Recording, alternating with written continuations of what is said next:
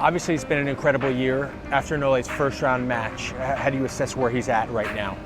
First of all, I'm happy he's playing. I mean, he had an injury. He wasn't really promoting it much because that's not the type of guy he is, but he had a wrist problem.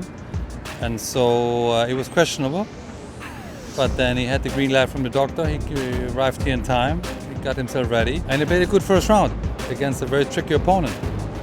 So we are all relieved. He's in the tournament. He's feeling fine. He's feeling much better now than he felt, a week and a half ago. And that's all that matters. How concerned are you where he's at physically and how it's going to prevent him from doing everything that he needs to do in order to win this title? Look, if he wouldn't be fit, he wouldn't be here. I mean, he's a veteran now. He's 29 years old. He can calculate the best his chances. Maybe he benefits from the little break he had in the summer. In the summer, the guys played non-stop. Maybe he's a bit fresher. You can argue maybe he's missing a match or two. Well, if he gets to the second week, he got those matches. So life plays tricks sometimes with all your plans.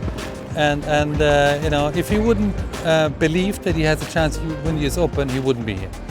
You have been very effusive with your praise of Andy Murray. Is that a form of motivation for your charge? You have stated publicly that you believe that Andy, is creating a significant challenge for Nole right now. I believe so. I mean, he's the Wimbledon champion. He's the Olympic gold medal champion. He's playing an incredible, consistent year. I mean, he lost to Novak in the final of the French. He lost to Novak in the final of Melbourne, but he was there. And I personally like Andy. We both live in London. I like his team. I like the new old addition to the team, Juan. And so we get along. I think they have a nice rivalry. It's only professional. It's not personal. I think which both players like. And I enjoy the ride. I think it's great for tennis that if the number one can't win the tournament, the number two should win the tournament. And that's the way it should be.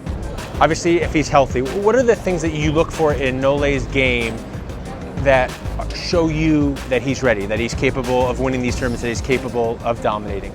Well, his intensity level, when fully fit, is the highest of anybody. He's able to penetrate and keep the tempo higher than anybody, and that's why he wins. And so I see in matches how the rallies go. If he's able to sustain that for more than just 5 or 10 points.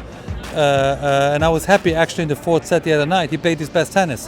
That's the Novak I would like to see. Yes, he struggled in the first and second set, but then something happened. He found a sixth gear, and then all of a sudden it was an easy match. So that separates him from the rest. How are the conditions this year suit Novak's game?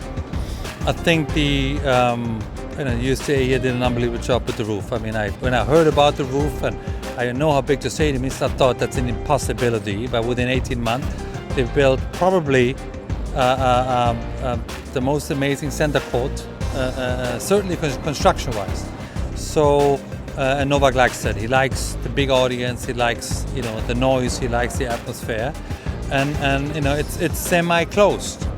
And I don't have to tell you who feels most comfortable indoors. Who else are you impressed with and feel like is a viable contender at this tournament besides Nole and Murray? If you go through the summer, you have to mention Cilic. He had a tremendous run in Cincinnati, beating Andy quite comfortably in the final. A former US Open champion. You don't have to go back 10 years. He actually won it, 2 years ago.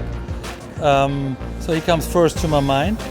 But then I go through the rankings. I think Nishikori had a pretty good summer. Del Potro, wow, where is he coming from? Wasn't he just injured last week? And now he's becoming a threat, especially on the hard courts, a former champion here as well. Obviously a feel-good story for him to come far. So I want to see some of the next generation players pick it up a little bit. The team, Kyrgios, Zverev, they've been applauded a lot, but now this is, show your play here. What are your expectations for Nadal? Who knows? He was out for a long time. He had a good run in Rio. He had a disappointing loss in Cincinnati. I don't think he knows where he's at. I mean, he's a two-time US Open champion, one of the all-time greats. You can never underestimate it, but unfortunately in our game you have to prove it every week. And He certainly puts in the effort. He has the attitude. He has the mentality. Let's see what happens.